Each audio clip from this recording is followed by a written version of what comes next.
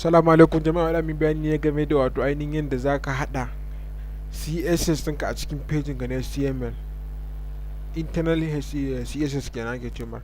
Yanzu misali muna da wannan damu wannan ɗinsa, damu samar da mu linkin CSS a cikinsa, wannan ba external ba, internal damu yi. Yanzu mun tashi damu zo nan a cikin head, an damu sa abin da damu wannan gashi ne yanzu already bayi da color. To muna buƙatar yanzu misali mu samar background color, muna buƙatar wannan musamman color sa shi kadai, wannan muna buƙatar shi ma musamman color sa shi kadai, wannan muna so mu samu background, wannan ma background. Yanzu mun tashi da mu zo nan wurin tsakanin head din nan ga open tag ne ga closing tag, to ma mu bude wannan din mu a ciki. Mun tashi da mu samar style, still mu sake yin closing tag na style din, mai closing din sa. To duk wani CSS din mu ga sa a cikin nan da yazo. Yanzu misali muka sa body, shi komai nashi na zo a cikin curly bracket din nan ne. Yanzu misali muka samar background, sai muka samar hyphen color,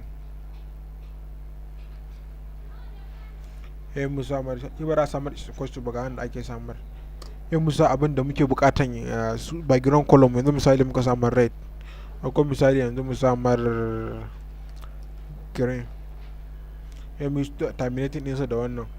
Yanzu bari mu refreshing ku gani, aga fitar min background color sa, yanzu ya canja min background color sa. Yanzu muna bukatan wannan kuma shi mu samar color shi daban, mu mai da shi misali white.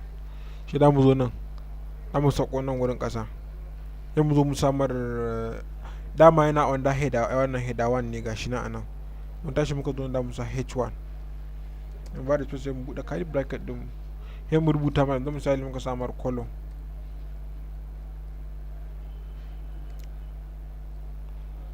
haka, ya muka yi haka, muka ba da space, sai muka rubuta, sai mu rubuta color da muke bukata. Misali yanzu mu samar red, sai mu terminating ɗinsa, sai mu save,